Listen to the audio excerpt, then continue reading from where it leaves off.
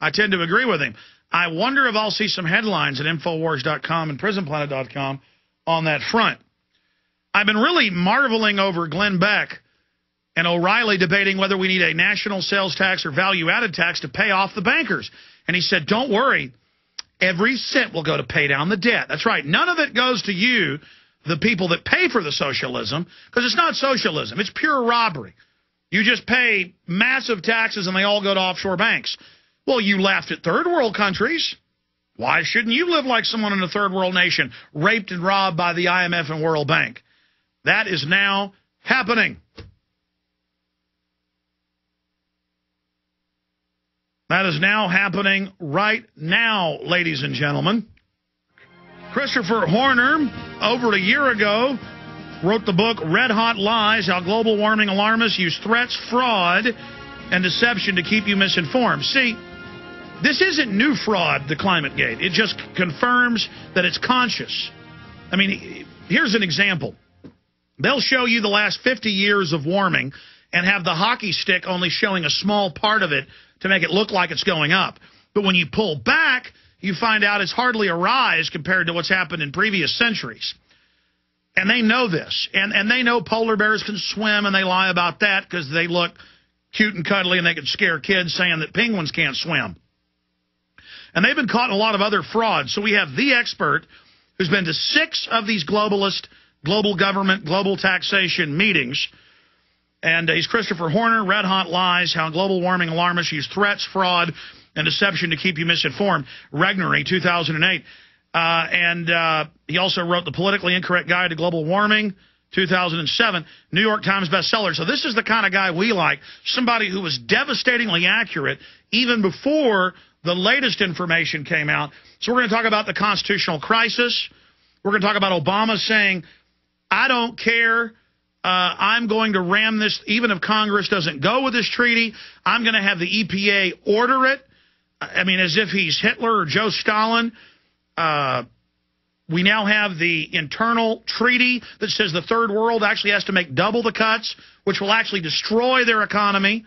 They suckered the third world into getting behind it, believing they were going to get some goodies. Now they find out it's really about the IMF and World Bank further looting them. So we'll get his take on that as well. Christopher Horner, let's talk about what's currently happening and where you see this process going. And then let's talk about the fraud of these individuals. Well, on the international stage, Alex, it's going as expected. They have kicked any treaty or something that might be a treaty into next year. And Copenhagen will result in an historic agreement to meet again in Mexico City next year, which is how these have all turned out year after year, which is why I've stopped going. And this actually was supposed to be a treaty-producing conference, but months ago we realized it was not going to be. So where it leaves us is we'll get a promise of billions. We don't know how much. The demand is over $100 billion a year just from us. And the offer on the table is something under $10 billion a year from us, which is 10 too many. They're even talking about 3. To upgrade the infrastructures of countries to better compete with us as we fund that upgrade through forcing our energy users to buy ration coupons, or what they're calling allowances, to use fossil fuels, hydrocarbon energy here, further shackling our economy. So that it's proceeding the wrong direction, but at least it's going slowly. Let me tell you what Mexico City is now. The Copenhagen discussion that we had all this build-up for is now been kicked into next November in Mexico City. November 8th is when it begins. Imagine the build-up for this conference next year when our elections are on November 2nd next year, which means every Senate race has to have both candidates answer the question, will you vote to ratify Kyoto 2? Every single race has to confront that question. Every single House race must have both candidates confront the question, would you vote up or down to tell EPA they can't do this on their own? So we've got the international track. It's being delayed. We've got the domestic cap and trade. That's being delayed. That's good. The more sunshine that gets on this stuff and disinfects it, the more people see it, the more outrage they get. Well, Chris, let's not just glaze over the bombshell, because I should have you are one of the leading experts, not just on the fraud of man-made global warming, or change as they call it, when we've had climate change for 4 billion years. You're one of the leading experts on the politics of this as well. So I mean, you've been fighting this for decades. Specifically, you just said that Copenhagen is derailed.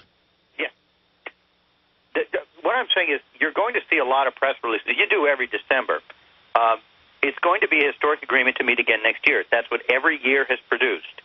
Every conference. And as I said, I went to a bunch of them, and they became very tiresome. They have my picture up on the wall as a climate criminal. Got the hippies following me around with cameras and everything else, stealing my trash. It really isn't worth going for them to emerge at the last hour with tears in their eyes, waving around a piece of paper declaring Greenpeace in our time, and it's just a piece of paper admitting that they will do nothing more than agree next year. Now, that's a big deal because it makes it 2010 the year of Kyoto 2. Yes. 2010 the year of cap and trade. There's no reason, except Republicans are very skittish about these issues, which is, their fault. That's not my burden. That this should not be a campaign issue for everybody, and that includes those Republicans who voted for this, 8 of them, 2 of them seeking higher office, by the way, as well as... Yeah, let's list them. Let's list who's... We got Graham doing it. We have out of office the globalist Newt Gingrich. Who are the Republicans supporting this treason? Well, there was this guy, Mike Castle, in Delaware, who's now running for the Senate seat. Then we've gotten, you can see a great town hall meeting where he gets his head handed to him by a bunch of Delawareans who do not, blue hens, I guess what you call them, I don't know what their name is, who did not care for this. I mean, it was a wonderful moment. The look in his eye. He says the easiest job in the world until they started paying attention, and he voted for one too many tax increases, this being the biggest tax increase, cap and trade, in American history. Then you've got this guy, Mark Kirk, who's running for the Senate to replace this Roland Burris, Barack Obama's old seat. He's a Republican from the North Shore who said, well, I voted in favor of cap and trade because it satisfied the narrow parochial interests of my wealthy district, but I would vote to represent the whole state of Illinois. Well, I can't respect that kind of dance. That's just insulting, and, I don't know why that's any better than a liberal who's going to vote that way anyway. So was he, apparently. There were 6 other Republicans. There's a guy, Leonard Lance, in New Jersey, who put on his website, some people put up on their websites his constituent mail, in which he boasts, hey, don't worry, this is actually a wealth transfer from most of the rest of the country to the coastal elites. He said it moves money from Ohio and Pennsylvania and Missouri out to New Jersey and California. It does. Yeah. So we've got people who, frankly, I won't miss them. And, well, they're pirates, but there's also some other people in the Republican leadership supporting it. Well, Lindsey Graham is the only... Well, okay, here's our problem in the Republican Senate. Lindsey Graham is, according to people in South Carolina, vying to be the Secretary of Defense because Robert Gates is on his way out. And to do so, he's ingratiating himself with the Obama administration by pushing cap and trade as a bit of a proxy for John McCain, who even this time is not supporting it. I say yet, but at least he's not supporting it. So Graham's working with John Kerry and Joe Lieberman to find tripartisanship on this, but Graham brings no one with him. And he's considering himself not even running for re-election, as I understand. I could be wrong.